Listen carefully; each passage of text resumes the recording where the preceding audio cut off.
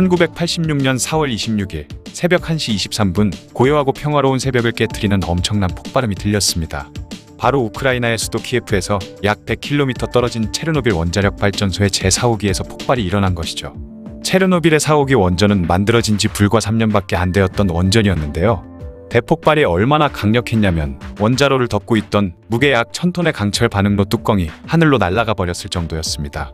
그리고 나서 원자로에서는 무시무시한 불기둥이 하늘로 치솟았죠. 그렇게 인류 역사상 최악의 원전 사고가 일어나고 만 것이었습니다. 하지만 가장 큰 문제는 원자로의 노심이 완전히 파괴된 상황이었는데요. 노심이란 핵반응이 일어나는 원자로의 중심부인데 당시 노심 안에는 약 200여 톤의 우라늄 핵연료가 들어있었으며 엄청난 열을 발생했지만 열을 식히지 못하면서 노심이 녹아내렸고 이에 엄청난 양의 방사능이 외부로 유출되는 최악의 상황으로 치닫고 있었던 것이죠. 그리고 안에 있던 방사능 물질들이 바람을 타고 체르노빌을 중심으로 아주 넓은 지역으로 빠르게 퍼져나갔습니다. 또한 곳곳에는 화재가 발생했고 수백 톤의 방사능, 핵연료와 흑연이 뒤섞여 원전 4호기 근처는 아수라장이 되어버렸죠. 당시 체르노빌 원전 폭발로 인해 히로시마에 떨어진 원자폭탄의 400배가 넘는 방사능이 유출되었습니다. 그런데 체르노빌 원전 사고는 단순한 사고가 아니었는데요. 바로 원전이 폭발할 수밖에 없었던 이유가 있었던 것이죠. 오늘은 이 끔찍한 참사가 일어날 수밖에 없었던 이유에 대해 이야기해볼까 합니다. 인류는 20세기 초에 핵에너지를 알게 되면서 이 막대한 에너지를 이용한 핵폭탄을 만들게 되죠. 그렇게 1945년 7월 미국에서 최초로 핵무기 실험인 트리니티 실험을 하게 되었고 이후 일본 히로시마와 나가사키에 실전 투입까지 하게 됩니다. 그때 핵폭탄의 놀라운 위력을 보고 충격을 받은 한 사람이 있었으니 그는 바로 소련의 독재자인 스탈린이었죠. 그는 앞으로 전 세계의 판도를 가르는 것은 바로 핵무기가 될 것이라고 생각했고 이후부터 소련에서도 핵 개발에 박차를 가했습니다. 그렇게 연구를 거듭한 결과 1949년 드디어 핵폭탄 개발에 성공했죠. 당시 미국과 소련은 전 세계 패권을 두고 치열하게 경쟁을 하던 냉전 시대였고 이때부터 미국과 소련은 경쟁적으로 핵폭탄 수를 늘려가기 시작했습니다. 하지만 이미 소련이 미국의 핵폭탄 수를 따라잡기에는 너무 늦은 감이 있었죠. 그러자 소련은 핵 에너지를 폭탄 말고 다른 쪽으로 사용해 미국보다 더 빨리 세계 최초로 해야겠다고 생각했고 핵을 평화적으로 이용하는 방법인 원자력 발전소를 만들게 되었습니다. 그렇게 1954년 세계 최초의 원자력 발전소인 오브닌스크 원자력 발전소가 가동되기 시작했죠. 이는 소련과 사회주의 체제의 자랑거리가 되었는데요. 자신들은 핵을 평화적으로 사용하는 반면에 미국은 전쟁에 이용한다며 미국은 전쟁광이라는 등 자신들에게 유리한 선전과 홍보를 이어나갔습니다. 냉전 시대의 사회주의 체제와 소련이 미국보다 더 우수하다는 것을 보여주기 위해서 소련의 최우선 과제 중 하나가 바로 전력을 많이 생산하는 것이었습니다. 그렇게 수많은 화력발전소가 세워지면서 농촌에까지 전기가 들어갔고 호롱불 대신에 전구를 쓰게 된 것이죠. 하지만 당시 화력발전은 전력을 생산하는데 돈이 많이 들었던 반면에 원자력 발전소는 초기 건설 비용은 비싸지만 한번 만들어 놓으면 오래 운영할 수도 있고 많은 전력도 생산해낼 수 있었기 때문에 소련은 매우 효율적이고 실리적인 이유에서 원전을 건설했던 것입니다. 그렇게 1960년대부터 본격적으로 원전을 건설하기 시작해서 1980년대까지 수많은 원전을 지어나갔죠. 그런데 소련 체제에서는 더 큰 문제가 있었는데 그것은 바로 초과 달성이라는 것이었습니다. 당시 소련은 당이 정한 목표는 어떠한 것이든 반드시 이뤘어야 했는데 더 어처구니 없는 건 목표보다 초과 달성을 강요했으며 초과 달성을 하지 못하면 엄청난 질책을 받았던 것이죠. 그러다 보니 체르노빌 원전을 건설할 때도 목표보다 더 빨리 했어야 했으니 원전 건설 일정을 무리하게 잡았던 것입니다. 1977년 12월에 1호기 원전이 완공된 이후로 1978년 12월에 2호기, 1981년 12월에 3호기, 그리고 1983년 12월에 4호기까지 엄청나게 빠른 속도로 만들어졌던 것이죠. 원래 원자력 발전소 하나를 짓는데 지금도 최소 5년이나 걸리고 평균 15년 정도의 기간이 걸린다는 걸 생각해보면 말도 안 되는 속도로 원전을 지어댄 것이었습니다. 또한 여기서 인간들의 무서운 탐욕이 여실히 드러나는 부분이 있는데요. 모든 원전이 모두 12월에 완공된 이유가 당시 연말까지 주어진 목표를 달성하면 보너스를 줬는데 그 보너스를 받기 위해 다음 해로 넘어가기 전에 무리하게 공사를 해버렸던 것이죠. 특히 사고가 발생한 4호기의 경우엔 더 심각한 문제가 있었습니다. 그것은 바로 당이 정해준 12월 말까지 완공 일자를 맞추기 위해 부실 공사는 두말할 필요 없고 원전의 안전성을 확인하는 시험까지 생략해버렸던 것이죠. 애초에 체르노빌 원전은 언제 터져도 이상하지 않을 만큼 불안정하게 만들어졌던 것입니다. 심지어 원전을 만든 사람들은 공로를 인정받아 당으로부터 포상을 받았으며 최고 책임자들인 발전소 소장 브류아노프와 부소장이자 수석 엔지니어 폼인 부수석 엔지니어 갸틀로프는 훈장까지 받았죠. 당시에 이런 상황 자체가 체르노빌 원전이 폭발한 첫 번째 이유가 되었습니다.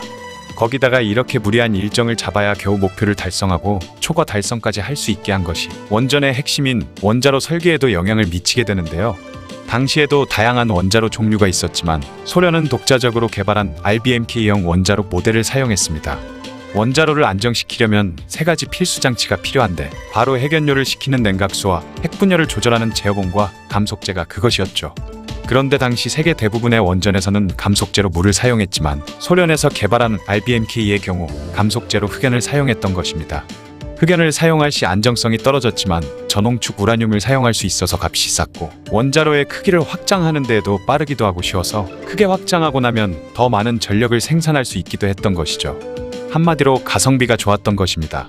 그렇게 체르노빌 원전 사호기는 빠르고 값싸게 짓기 위해 안정성이 떨어지는 RBMK형 원자로를 사용했고 너무나 거대한 크기로 원전을 지었기 때문에 핵분열을 줄여줄 섬세한 제어봉 조작이 어렵다는 단점도 존재했죠. 이것이 바로 체르노빌 원전이 폭발하게 된 두 번째 이유가 되었습니다. 그렇게 소련은 계속해서 RBMK 원전 건설은 늘려갔으며 설계상 문제가 있었던 원전을 짓다 보니 소련 내부에서 원전 사고가 여러 차례 발생하기도 했죠. 하지만 소련은 체르노빌 사고 이전의 원전 사고들은 철저히 비밀로 감추었습니다. 이것이 바로 체르노빌 원전이 폭발하게 된 세 번째 이유가 되는데요. 1975년 레닌그라드 원전에서도 원자로 내부의 연료봉이 녹으면서 많은 방사능이 외부로 유출되었지만 소련 정부에서는 연료봉 하나가 파손된 단순 사고일 뿐이라 발표하면서 방사능 유출에 대한 건 언급도 하지 않았던 것입니다.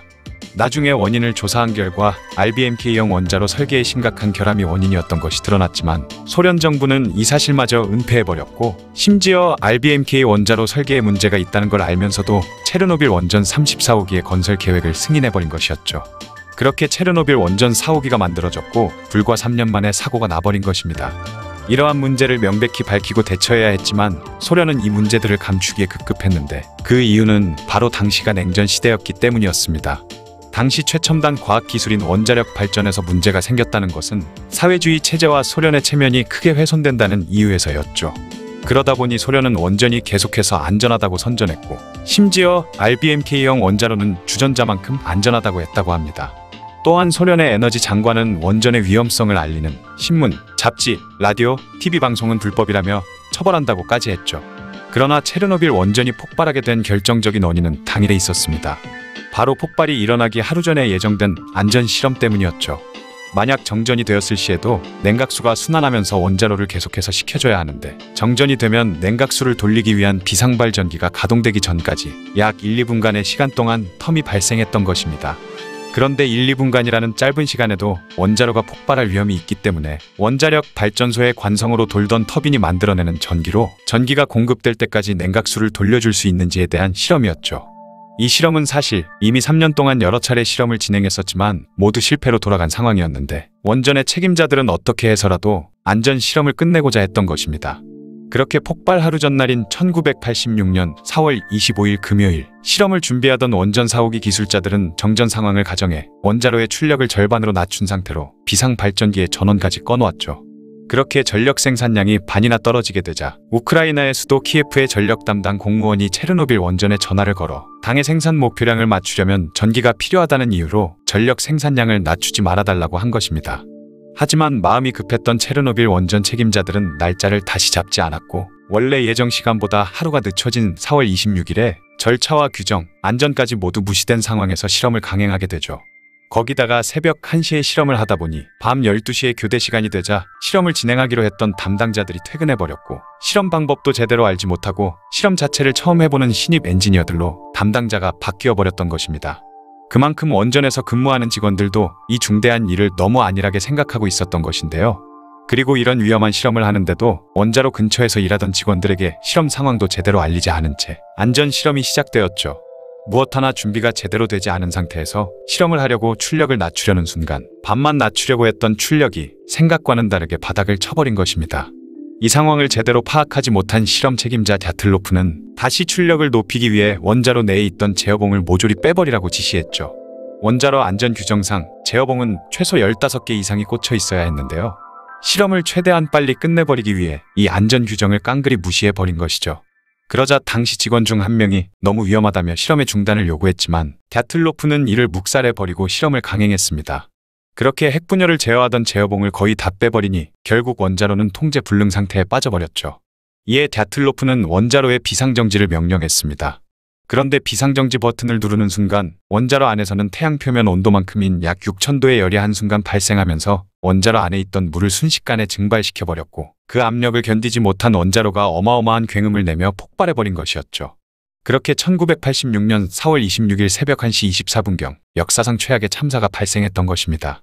그렇게 체르노빌은 지구상에서 가장 위험한 지역이 되었습니다. 이후 소련의 대처는 정말 더욱 경악을 금치 못하는데요. 하지만 몇몇 영웅들이 탄생하기도 했죠.